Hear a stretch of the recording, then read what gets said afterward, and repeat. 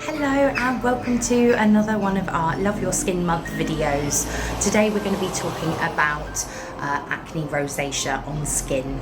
Now, a lot of our clients come in here with the concerns of red breakouts and maybe tiny little water blisters or real pinkening of the cheeks or broken capillaries that sit across the nose and across the cheeks and around the eyes. It is a very, very common form of skin condition, which basically means that your skin has gone through some form of trauma, be it externally or internally, and it's normally hormone based. It's a very delicate skin condition, and we have trouble treating it because a lot of people try and go down the medicinal route of being treated by doctors, and most of the time the stuff that's given to them actually thins and weakens the skin that little bit more. So it does actually really count to come and see one of our skin experts or skin specialists here at Vita Skin Spa. I'm going to just run through a couple of products that are very, very good to help with the barrier maintenance of the skin, and that's unfortunately is what is compromised when acne rosacea or rosacea of the skin happens. The reason that the word acne comes in is because they can form little spots just across the cheeks here, and they can be slightly pustule.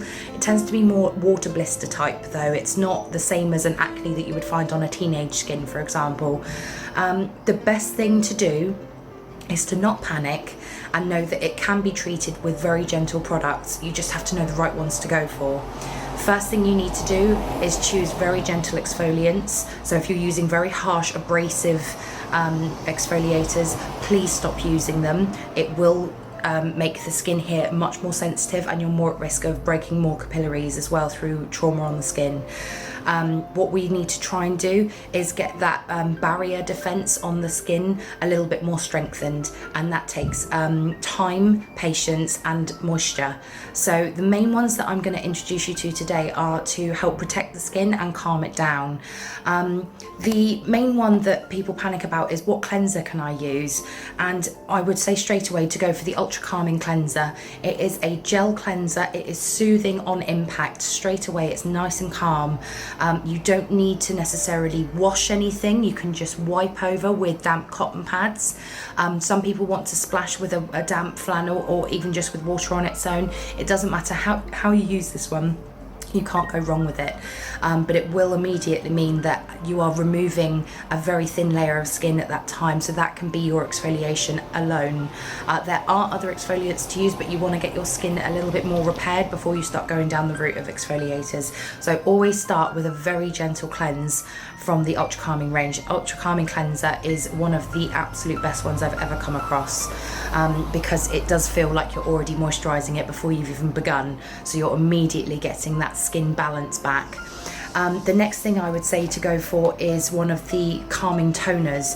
Now, as we know from previous videos, Ultra Calming Mist is being discontinued, but we do have a couple of bottles left if people are still interested. It's being replaced with the Redness Relief Essence, and as I explained in the video before, the difference between a toner and an essence is that essences have a serum base in there. It's a bit of a hybrid, so you're getting extra moisture than you would do from a toner alone. So this one will help actually calm the skin, reduce redness and inflammation, and close up those pores as well, which may be a bit exposed. But I actually think that this one's the nicest for introducing moisture without feeling too thick on the skin. So if you want to leave it there, you could do, and then follow with your daily moisturizer.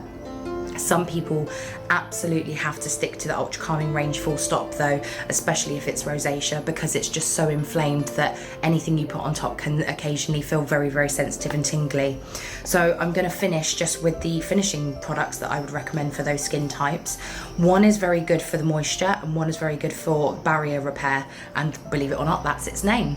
So Calm Water Gel is the one that I would say is better for the hydration level, and you can pair up the two if you need the hydration, but Calm Water Gel on its own actually does a wonderful job at hydrating and getting the skin feeling nice and moisturized, and you don't get that tightness feeling with it at all, and there's nothing in it that can irritate at all. It is aloe vera based. It's got your oatmeal in there, the clinical oatmeal, and it's just so good because of its hyaluronic acid content that you get to a point where you feel that your skin really doesn't need much more to drink, it's got plenty there.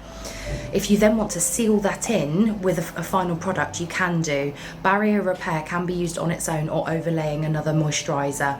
And what's lovely about this one is it's got a real silicone-y, smooth, silky texture to it. So when it sits on the skin, you actually feel like you've got a layer there protecting you. Unfortunately, it hasn't got an SPF in it. But if you look at the SPF videos, I will be explaining in there where the Ultra Calming range has a couple of SPF 30s in there, which is essential to looking after your skin as well. But if you want a barrier alone, which would be good for nighttime use maybe, because you have the opportunity to let the skin heal and repair itself, Barrier Repair sits on the surface of the skin, and where you suffer mainly with maybe the broken capillaries causing that redness of the cheeks, sometimes even purpling of the cheeks, it can be that bad. You get that repairing sensation. So any splits and breakages that have happened on the skin are instantly soothed and sealed over, and your skin has a chance to repair itself because of the moisture content that you've re-given it. Good luck with it all. I hope anybody who suffers with rosacea has learnt something from this, and if in doubt, book in and have a little chat with our skin specialist, because we're happy to talk through skin consultations with you and talk through possible facials that might be more appropriate for your skin types. Have no fear, we're here to help.